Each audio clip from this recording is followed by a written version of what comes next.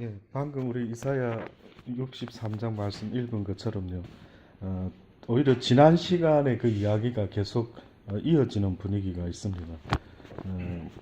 결국은 여호와께서 승리하시고 이스라엘 백성들을 구원하신다. 이게 이사야 63장의 주제입니다.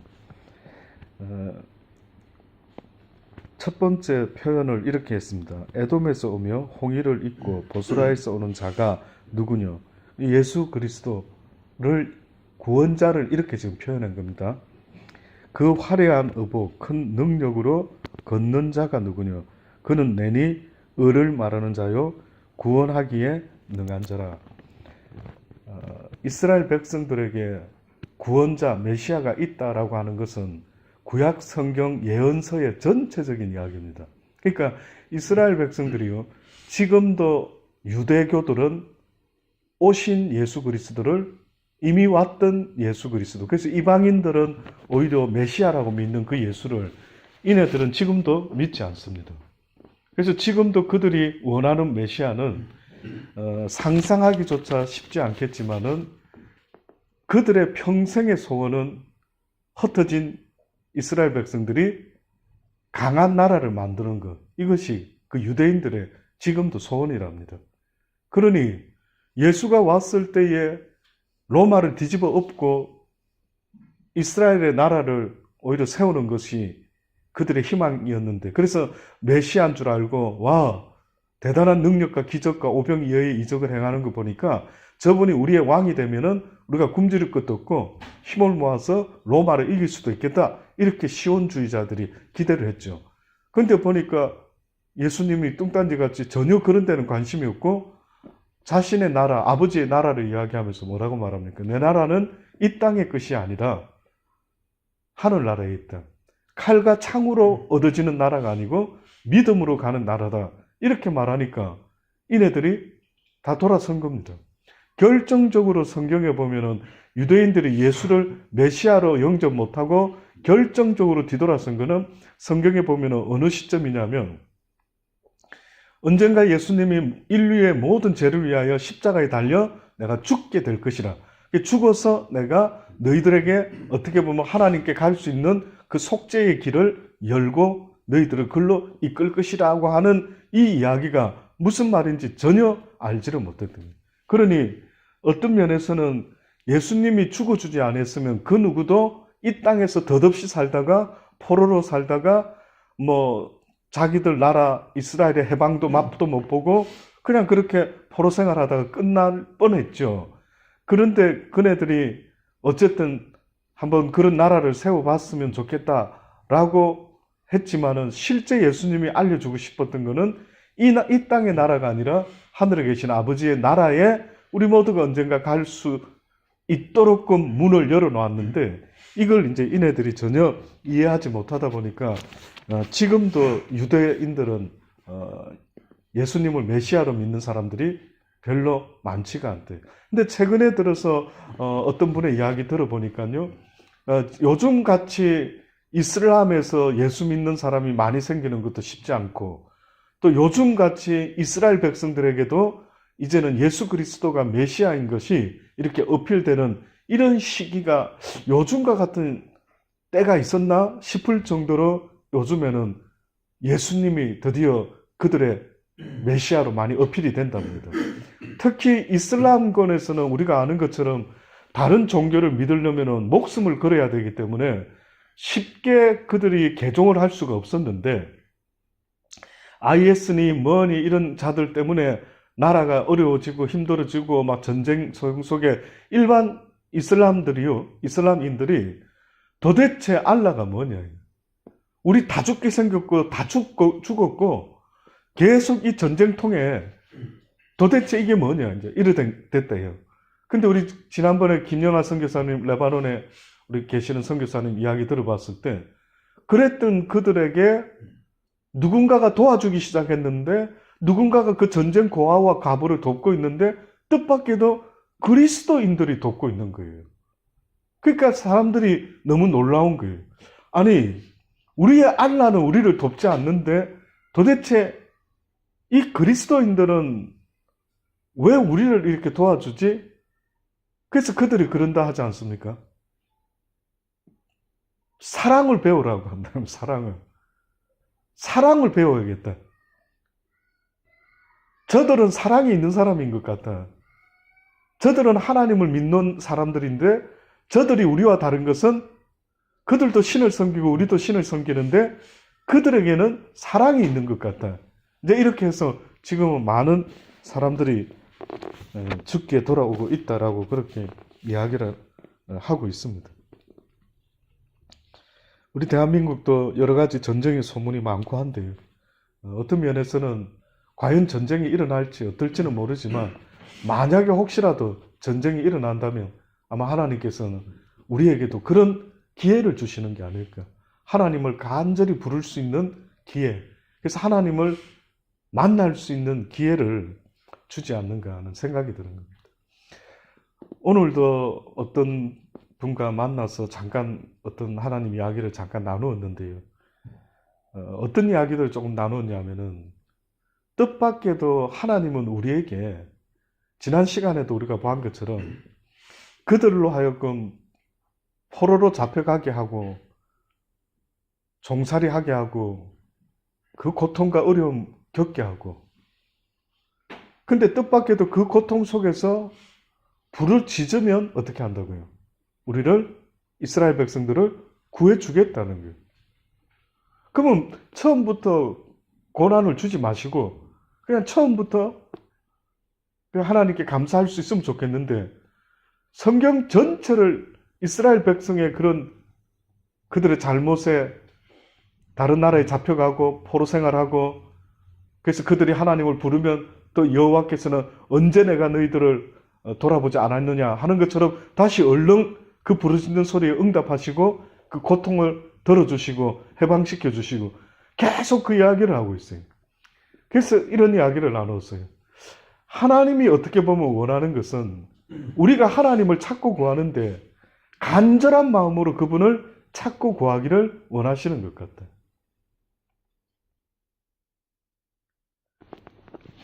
사람마다 간절히 찾는다라고 할 때에 자기 스스로 한번 이렇게 돌아볼 수 있으면 좋겠어요.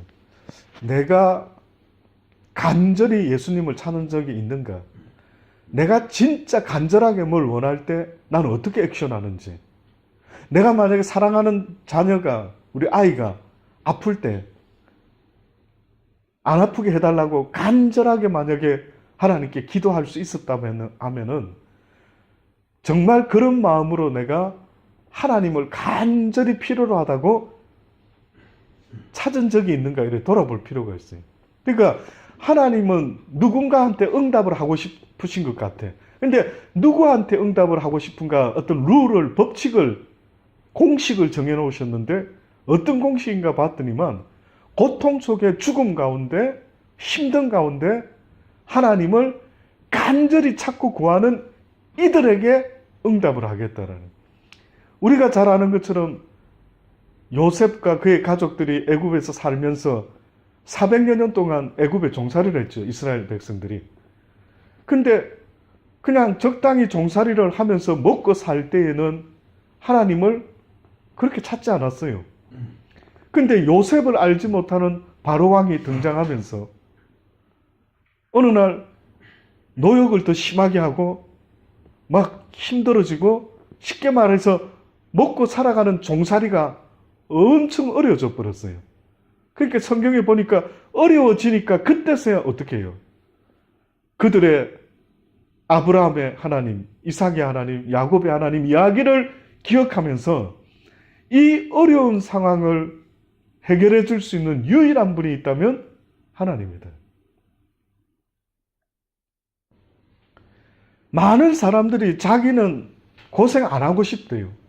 안 아프고 싶고 저도 똑같아요. 저도 안 아프고 싶고 만사 형통하고 싶고 뭐 하고 싶은데 그 문제에서 우리가 해결을 보려고 애를 쓰지만 실제 성경 전체를 통틀어 한번 보면은 문제를 통해서 하나님이 얻고 싶어하는 앤서가 있다면 하나님을 찾고 구해라는 거예요. 그냥 찾고 구하라는 게 아니고 나 이러다 죽겠습니다. 나 좀 살고 싶어요. 살려주세요. 라고 부르짖으라는 거예요. 그러니 육신이 있는 우리의 죄된 육신의 법이 있는 우리가요. 이 육신의 법에 사로잡혀서 살아가지 않으려고 하면은 오히려 고난이라는 육신의 고난이라는 육신의 사단이 주는 여러 유혹이 있다면은 저는 생각할 때 믿는 자에게 사도 바울이 오라 나는 공고한 자라 내가 보니까 심령은 하나님을 섬기려고 하는데 내 육신의 또 다른 법은 날마다 나를 사로잡아 오는 것을 본다. 이 사로잡으러 온다라고 할 때에 한번 생각해 봤습니까? 고난을 준다는 걸까? 아니면 평안을 준다라는 걸까? 야, 그냥 하나님 그렇게 찾을 필요가 뭐가 있어? 그냥 잘 먹고 이 정도만 먹고 살아도 괜찮지.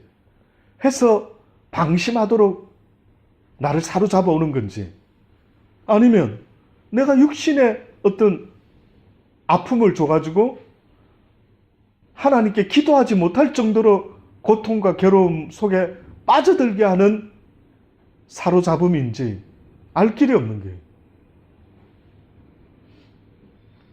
그러니 사도 바울이 분명한 사실은 이 육신의 법은 날마다 어떻게 보면 하나님 안으로 들어가지 못하도록 늘 내 인생을 갖다가 하나님이 원하는 것과는 반대로, 다시 말하면 하나님은 자꾸만 고난과 어떤 일이 벌어지더라도 하나님께 자꾸만 더 기도하고 더 부르고 어떤 일을 통해서든 하나님이 기도해라는 사인인갑다. 계속 하나님을 찾는 사람이 있고, 어떤 사람은 어렵고 힘들 때마다 불평하게 되고 불만하게 되고 원망하게 되고 하나님을 외면하게 되는, 사로잡아 온다라는 게 뭘까요? 오히려 하나님을 찾지 못하게 만드는 것 아닐까라는 생각이 듭니다.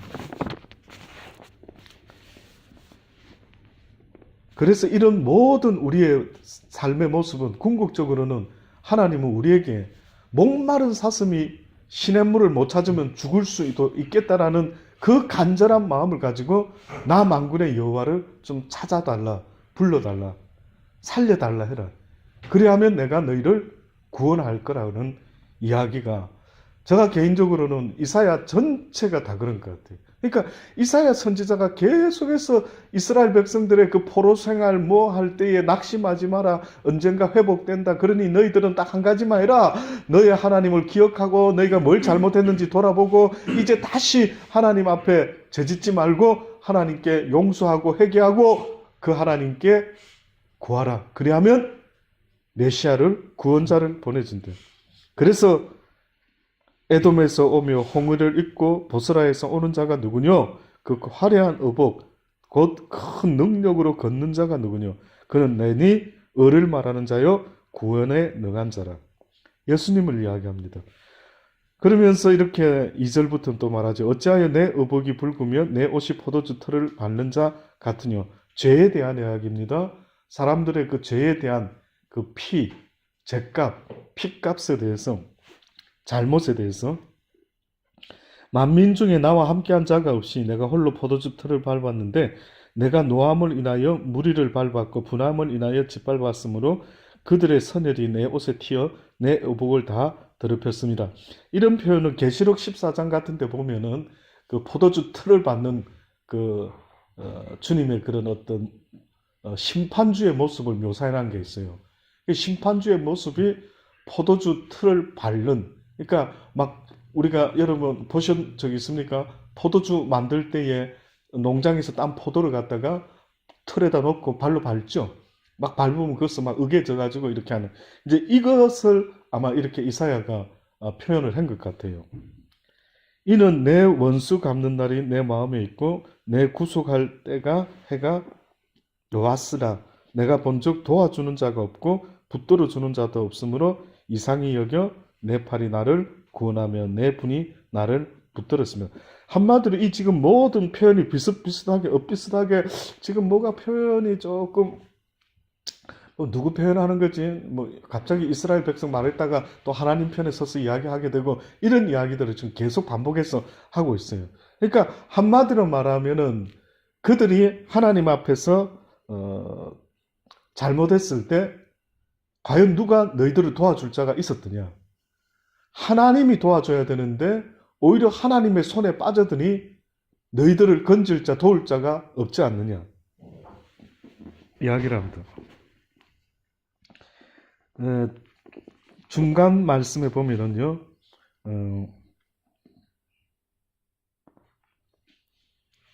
10절에 그들이 반역하여 주의 성신을, 주의 신을 근심케 하였으므로 그가 돌이켜 그들의 대적이 되사 친히 그들을 치셨더니, 이게 그 표현입니다. 그러니까 자신들을 도울 수 있는 편이 바로 여호와의 신인데, 하나님인데 그 신을 갖다가 배반을 때린 거예요. 그러니까 우리가 흔히 살면서 자기의 친구가 누군지를 알고 친구와 함께 배반을 하면 안 되는데, 그렇죠? 그럼 우리가 가깝게 잘 지내다가 세상 그래 믿었건만 어떻게 저 친구를 배반할 수 있지? 이렇게 될 때에 오히려 그는 자기를 돕는 친구 하나를 잃어버린 엄청난 손해가 되는 거예요. 근데 사람도 그렇는데 하나님을 잃어버리게 돼버린다. 그래서 이렇게 표현을 이어서 하죠. 11절에 백성이 옛적 모세의 날을 추억하여 가로되 백성과 양무리의 목자를 바다에서 올라오게 하시니가 이제 어디 계시뇨? 그들 중에 성신을 두신 자가 이제 어디 있느냐 계시뇨? 옛날 일을 추억하면서 그들이 지금 그 하나님이 이제 우리를 돕지 않고 우리를 떠나셨는가? 우리를 잊으셨는가? 지금 이런 이야기를 하고 있는 겁니다. 결론적으로요, 오늘 이 부분만 말씀드리고 마치겠습니다. 15절에 보면 주여 하늘에서 굽이 살피시며 주의 거룩하고 영화로운 처소에서 보옵소서. 주의 열성과 주의 능하신 행동이 이제 어디 있나이까? 주의 베푸시던 간곡한 자비와 긍휼이 내게 그쳤다 라고 이야기를 합니다. 사실은 궁극적으로 하나님의 이 모든 앤서는요, 이런 것과 똑같습니다. 어떤 사람들이 우리가 예수를 믿는다라고 할 때에 예수를 믿는 자체가 결과가 돼야 됩니다. 예수를 믿는 자체가 결과가 돼야 돼요. 근데 의외로 예수를 믿는 것으로 말미암아 나에게 생기는 베네핏을 생각해요. 축복, 건강, 구원, 이걸 이야기를 해요. 근데 사실은 성경에 보면은 예수를 믿은 사람이 잘 되는 경우도 있을 수 있었겠지만, 그럼 예를 들어 베드로 같은 경우는 예수 믿고 성령 받았을 때, 복음을 전했을 때 몇천 명이 회개하고 막 복음이 전파됐어요. 그죠? 근데 스데반 집사는 어찌 됐어요? 제대로 복음을 전해보지도 못하고 예수 이야기했다가 돌에 맞아 죽었어요. 그 사람은.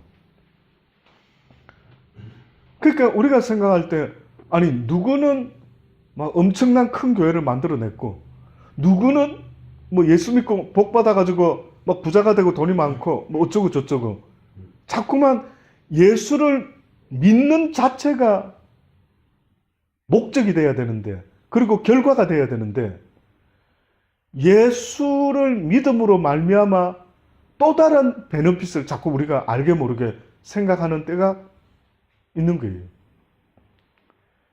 그는 한마디로 말하면 예수님이라는 분은요, 우리에게, 그분은 어떤 사람에게는 물질적인 축복을 줄 수도 있고, 어떤 사람에게는 가난하게 만들 수도 있고, 어떤 사람은 복음을 꽤나 막 능력으로 막 몇 년 동안, 10년 동안 전하게도 하시다가, 어떤 사람은 제대로 전해보지도 못하고 순교를 당하게 되고, 이 모든 것에는 누가 주권자시냐면 하나님이 주권을 하고 있대. 그러니까 결국 우리가 최종적인 목적이 이 땅에서의 무슨 모습이 아니라는 사실을 항상 명심할 수만 있다면, 궁극적인 우리의 목적은 이 땅에서 10년 동안 목회하고 큰 교회 목회하고 적은 교회 목회하는 게 문제가 아니라 하나님의 나라에 가는 게 문제라 한다면, 그렇죠? 가는 게 문제라 한다면 어떻게 하든 예수 그리스도가 내 삶의 목적이 되고 내 삶의 믿음의 결과가 되줘야 된다. 그래서 오히려 예수 믿는 증거는 내가 이 땅에서 뭔가 되는 것이 아니라 아무 변화도 일어나지 않고 아무런 능력도 심지어 나타나지 않는다 할지라도 우리는 자꾸만 어떤 사람하고 비교를 하는 거예요. 와, 저 사람은 능력의 종이고 저 사람은 막 은사가 있고 저 사람은 대단한데 당신은 뭐 그렇게 아무런 능력이 없고 왜 그렇게 보잘것없냐고 자꾸만 그렇게 말할 때가 있죠. 자꾸 비교할 때가 있죠. 아닌 것 같아요. 저는 그렇게 생각이 되지 않는 것 같아요. 아무리 내가 이렇게 되고 싶고 저렇게 되고 싶고 하다 할지라도 나는 주권자가 아니라는 사실. 나는 예수만 등에 업고 이 인생 순례길 가는 낙타와 똑같다. 그래서 하늘나라 성문이 열릴 때 나 혼자 갈 때는 문이 열려지지 않지만 내가 내 등에다가 예수님을 태우고 들어갈 때에 그 성전의 문은 열어진다.